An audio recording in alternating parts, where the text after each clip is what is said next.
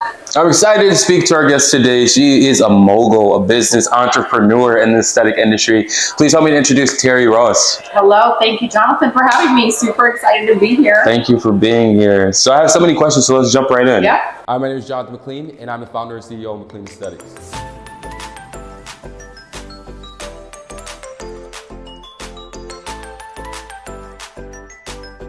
Welcome to the dark side. Let's go.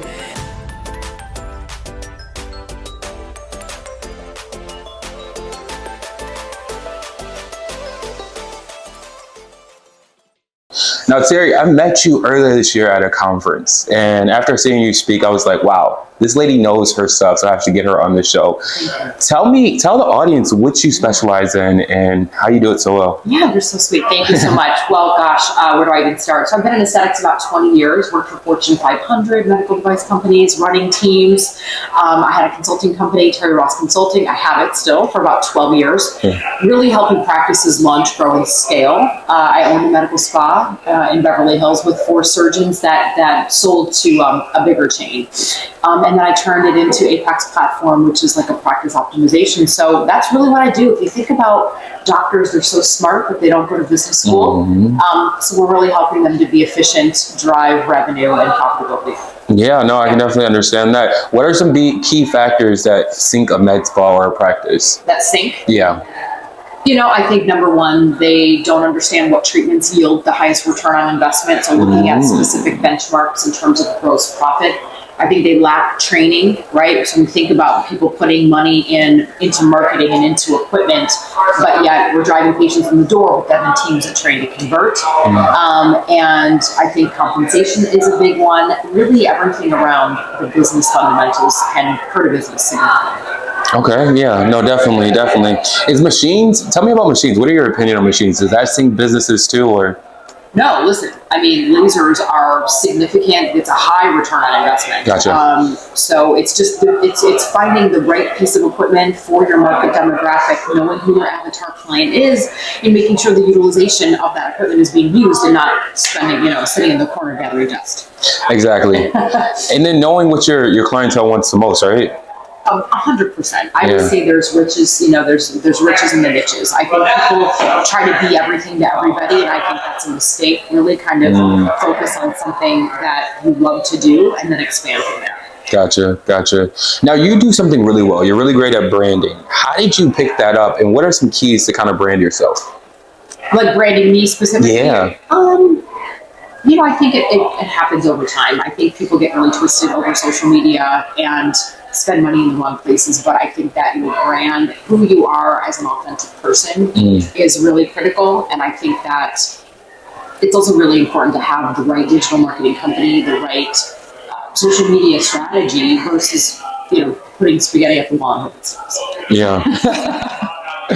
Now, you give away a whole bunch of free things. What is something that the audience can take away and kind of reach out to you and use? Yeah, thanks. I put out 2 podcasts, 2 blogs a month.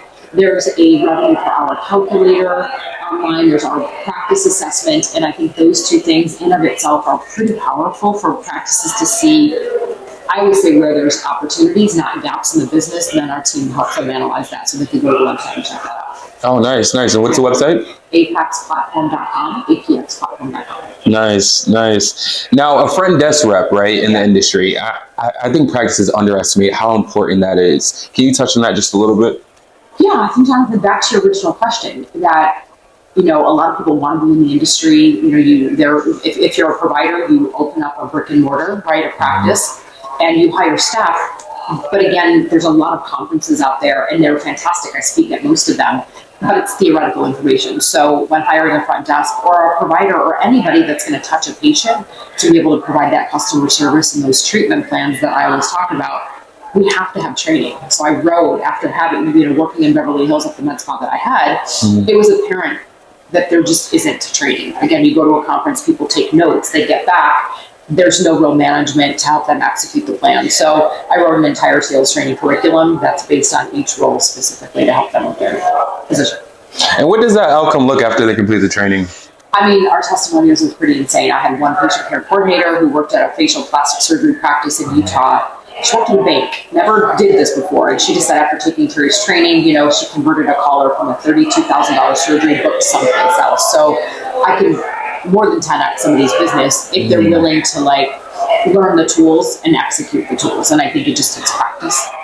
What type of practice would maybe be a good ideal client for you, and kind of what people are? Anybody in a cash-based business. So obviously I'm mainly focused on plastic surgery practices, you know, facial plastics, medical spas, but there's a lot of dentists and OB-GYNs trying to also expand their services as well. So look, I think that training in any business, right? Whatever, we've all worked at different jobs before. Training is at the forefront of anybody in this industry. I couldn't agree more. Like, training is essential. The minute you stop training, the minute you so don't speak die. We're not learning, right? Yeah. If we're not training, we're not growing, we're not learning. Yeah, I agree. Yeah. I agree. Yeah. Now, with all this working and all this going on, what do you do to kind of like prevent yourself from burning out and kind of have that work-life balance? I love you to say that. You know, I'm a mom to a 9-year-old. She's amazing, and I travel a ton.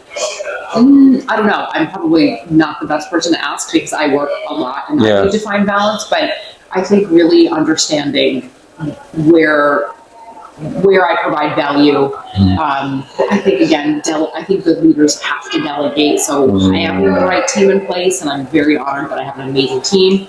And you just, I think, carving out the time, making the time. How did you build that team? Oh gosh, I think having been, I was a sales director in my 30s. I'm gonna age myself. You look great. Thank you. I think it's really critical. I practice what I preach, so I choose to hire people that come from the industry. I think it lends to my credibility. I can't pick somebody who doesn't understand aesthetics and say, hey, they're a consultant, or hey, they're a salesperson. I think the people that are hungry, hunters, resourceful, care about customer service, care about outcomes, my sole purpose for doing what I do. I just want to help people, and I see such a gap in the market today that I see practices being mediocre, and I can get you to the next level if you're willing to kind of invest back in your business. So that's like really showing up, being there. I see so many, I want to touch on this really quickly, but I see so many business owners that just step away from their business, just say, here's the money, like I want it to run. Is that effective? That can't be effective. No, it's certainly not, but I think that's, again, I hear a comment often and they say, I'm super busy, Terri, we're making a ton of money, I'm booked out 4 months, and I'm like, well, that's great, but I'm like, busy doesn't mean being profitable. So I think it's saying, am I willing to work, on the business, not just in it. Now, earlier you mentioned Instagram. You said some people get caught up in Instagram so much. What are some good platforms, or where would you spend your money? Just one simple tip that you would spend your money to market. Honest to God, your website is your greatest source, in my opinion. It's your external brand. It's your business card. It's your persona. It's the brand equity that someone's going to go to in Google. And then the second would be your social media. Gotcha. So you should really invest money, I guess, in your website first. That's what I would say. Yes. Is hiring social media third party, is that essential? In my opinion, yes. I think, look, there's a lot of millennials. There's a lot of people who are great at posting, or they're social media influencers. It's a different beast. It's not just about posting and hoping it sticks. It's about a strategic plan that is, aligned with the website, with the products that you want to market, with the photography, with the messaging. It all really has to be in alignment, or it just looks like a hodgepodge of mess. Yeah, no, I agree. I agree. And I see so many websites that are not reflective of the spot, right? It's like dated out, old, but they have really good surgeons and there are really good injectors in their practice. So I think what you said, the website is very essential. 100%, yeah. Besides yourself, who are some key opinion leaders that you could suggest for the audience? Yeah. In terms of what I do, or doctors? Just in aesthetics as a whole.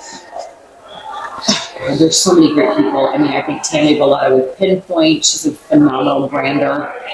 She's just incredible work. Influx Media does fantastic digital marketing. People that do videography, podcasting, Tim Cicerelli. There's so many good people, really, just depending on what you want and need. But I think finding experts is critical. Touch on that a little bit more. Why is experts critical? Again, I think there's a lot of people that claim they can do a lot of stuff. And they might be able to do those things. But I would not hire, my sister to do my website because I'm going to save money. Maybe she can build a site, but she doesn't know aesthetics, which means you don't know SEO, you don't know terms. Or the way, like we said, we're in aesthetics, so you want your site to be performing, but aesthetically pleasing. You know, people that again might focus on law but not aesthetic. So I think it's just critical to vet anybody you're hiring, just like you vet a doctor when you're going to go, you know, choose to get a procedure. I think that's so important that you just said that, because I find so many practices that say, hey, I just want to save money. I'm just going to go this route because it saves a little bit of money. But at the end of the day, if the product is not supreme, especially in this industry, you're going to fail, because people are going to see that they're paying attention to those things when they're coming to your spa, when they're looking at you. Yeah, 100%. No skimping corners, guys. Pinching pennies, right? Yes, yes. Well, thank you, Terri, so much for sitting down with me and having a quick chat about the aesthetic industry. So welcome. Thank you for having me. So honored. Always love to do business with you, and thank you guys so much. Awesome, awesome. And tell them where they can find you. Yeah, absolutely. You can email me at terri@terriross.com or apexplatform.com to find all of our amazing resources. My podcast is In Touch with Terri. I've put out a lot of great information, so I invite you guys to tune in. Thank you so much. Bye. Ciao.